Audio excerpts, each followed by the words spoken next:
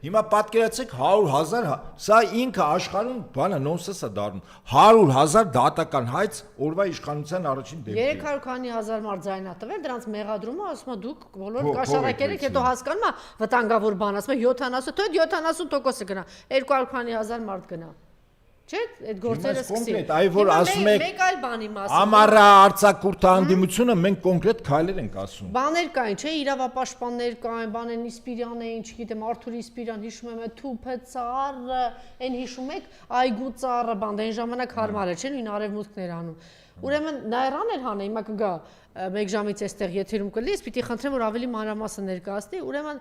այդ ես մի քիչ հերվից եմ գալի, ճիշտ է, առաջին հերթին մարդու իրավունքների մասին պիտի խոսել, բայց սա էլ է սեփականություն, չէ՞։ Մարդը բոլոր պայմանները ստեղծել է, փաստաթղթավորված, հատուկ, դա վերացող տեսակ է այդ առույցի տեսակը, վերացող տեսակ, գիտեք, չէ՞։ Մի քանի տասնյակ կա, որը այո, 100 քանի հատ է մնացել, ուրեմն չկան, ազատ աշխարհում բնության մեջ չկան,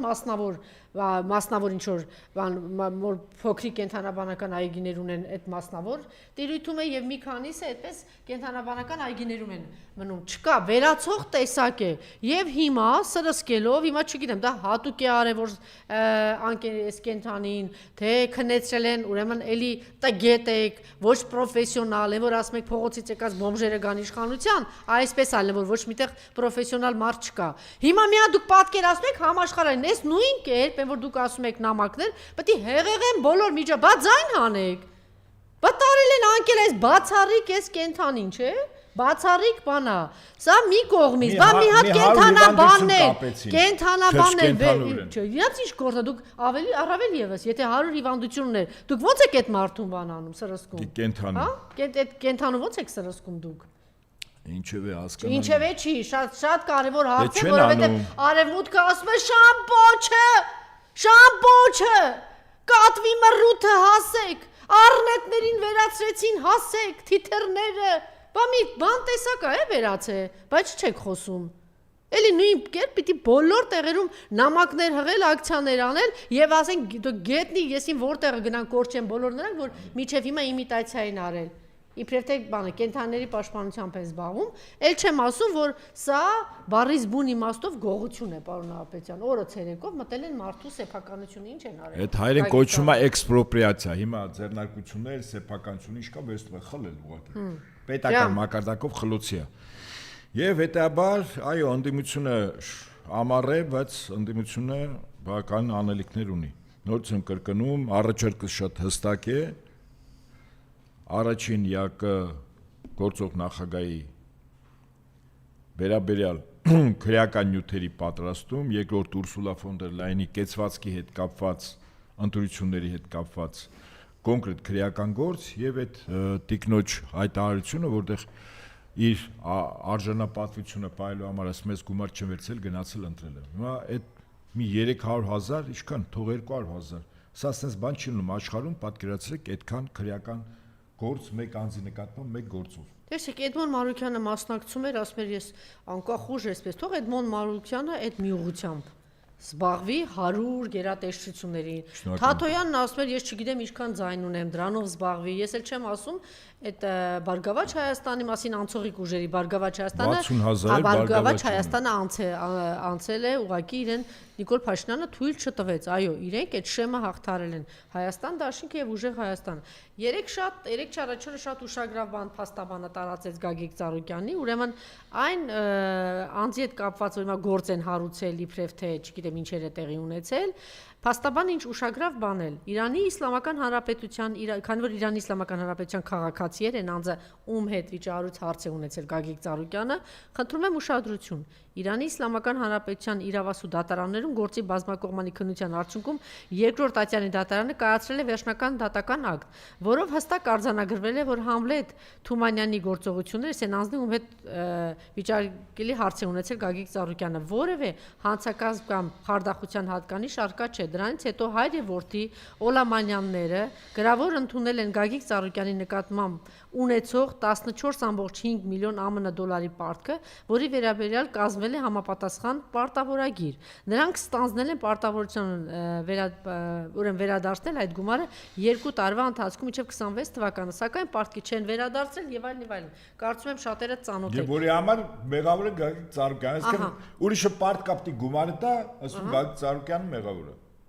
Մարդուն գցել են, պարտավորություն են վերցել, որ փակեն։ Հայաստանի դատարան չէ, ընդ որում Իրանի Իսլամական Հանրապետության դատարանն է։ Եվ ժամկետներա նշված եղել, պարտավորություններա նշված եղել, որ գումար պիտի վերադարձնեն։ Հիմա պարզում Գագիկ Ծառուկյանը մեղավոր է։ Դե հիմա սա է օրվա իշխանությունները։ Ես ասում եմ, ընդդիմությունը բավականաչափ գործ ունի անելու հավաքական առումով եւ հիմա օրինակ նայեցի մոտ 300-ի մոտ տարբեր շերտերի մտավորականներ, գիտնականներ, քաղաքական գործիչներ եւ այլն կեցվածք են դրսևորել նախ բոլոր կին падգամավորները ընդդիմադիր այդ առանձին Արեգնազ Մանուկյանի, հետո միացել են նրանց 300-ից ավելի կին հանրային դեմքեր ի աջակցություն Արեգնազ Մանուկյանի, ես վստահ եմ, որ այս թիվը շատ եւ ստեղծել է ոնց որ իրավապաշտպանների մի մեծ խումբ նորից նայեցի ամսի 14-ին էլ մեծ քննարկում է լինելու վաղը ուզում ասել որ գործ շատ կա եւ այդ գործը պետք է նպատակային կազմակերպված արվի այնպես չի հիմա մեր դիմաց հակառակորդը իր գործը անում է իսկ մենք ինչ ենք անում լավ մենք ես անձնապես նկատի չունեմ այս տաղավարի ես կամ նմանները ամեն մասնագիտական խումբ ամեն ընդդիմադիր ունի անելիք եւ վերջին հաշվով այդ դիմադրության ճակատ է կոչվում իրականում այդպես է ստեղծում էլի կենացներով չի ցանկություններով չի գարեջրով չի այս աշխատանքով այս պայքարով այդ ճակատը ստեղծվում այսօր չկա քաղաքական ուժ որի անդամները չեն հետապնդվում չկա քաղաքական ուժ որի նկատմամբ նրանք ինչ քաղաքական ուժ նրանք կերակրատաշտին մոտ կանգնած մարդիկ են ընդամենը անունդել են կուսակցություններ Իհարկե ընդդիմադիրների մասն է խոսքը։ Այս ամեն ինչը կազմակերպել է պետք, կեցված կա պետք եւ կապ չունի ամառա, ինչա, դիմացին ով է։ Եթե պետքա նորից եմ ասում, եթե պետքա ԱՄՆ դեսպանտան մոտ հիմնականում էս բան Եվրամիությունն է ստեղ եղանակ ստեղծում։ Շուրջօրյա պիկետներ է պետք։ Այդ կառույցի ղեկավարներ պիտի իմանան իրենց աշխատողները նայում են, մտնելու են մարդկանց հոց բազմության շարքերով, իրենց աշխատավայր այդպես էլ դուրս են գալու։ Եվ դա շուրջօրյա պիտի լինի։ Բայց կեցվածքը ո՞նց է լինում։ Հիմա պայքարի ձևն էլ սա է։ Սրանց առաջ պայքարի ձևը ընտրատեղամաս գնալն է, չէ՞։ Հիմա պայքարի ձևը սա է։ Դետաբար պետք է պայքարել, մենք ուրիշտեղ հայրենիք չունենք, աշխարհի ցանկացած վայրում, որտեղ նույնիսկ ծանոթ, բարեկամ ընկեր գործ ունենք, այնտեղ մենք հյուր ենք, հյուր։ Միակ տեղը, որտեղ տիրոջ իրավունք ունենք, էս երկիրն է։ Հիմա մեզ էս երկրի մեջ իշխանությունները անում են այնպես, դու քեզ տեր չզգաս։ Տիրոջ զգացողությունը, քո իրանքների պաշտպանությունը իշխանություններին շատ ցավ է տալիս։ Եվ մարդկանց մասը հայտնում է բանտում։ Այնպես որ գործերը շատ են եւ ճիշտ կլինի որ կազմակերպված էս ամեն ինչ արվի եւ կապ չունի այստեղ արդեն անձի խնդիրել չի ես այդ հայտարարությունն այցին դա որոշակի սկզբունքներ էր դրած շատ հետաքրքիր էր եւ կարծում եմ ճիշտ սկզբունքներ է դրած թե ովքեր կարող են այդ միավորի մեջ որը իրավունքների պաշտպանության հետ կապված է հայ դրամաշնորներով սնվող բաները այսպես ասած մարդու իրավունքների պաշտպաններ ՀԿ-ներ ուր են դրանց բերանները սկոչներով փակել են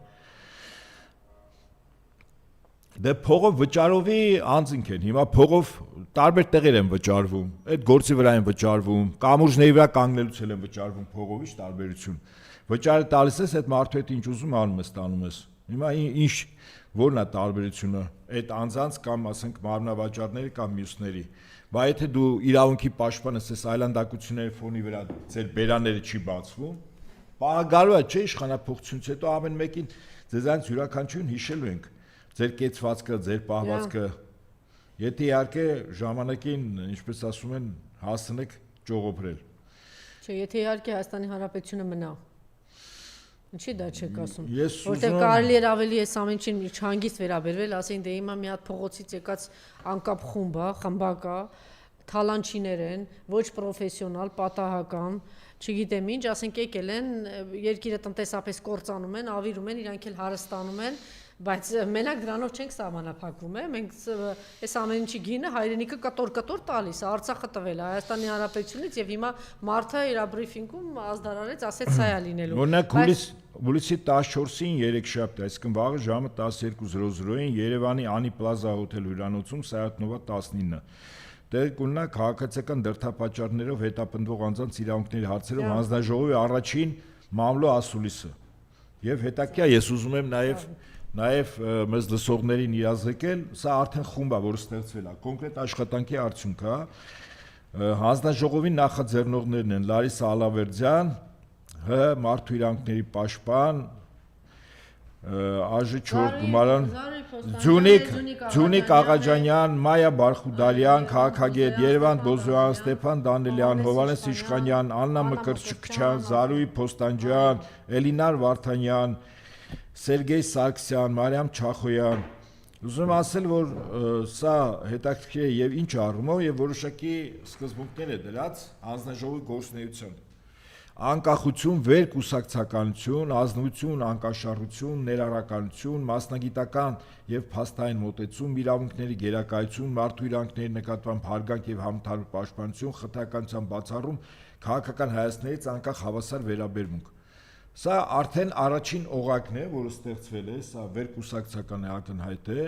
եւ այսպիսի օղակներ, ասենք, նույն այլ գործերի համար ինչու չի ստեղծվում։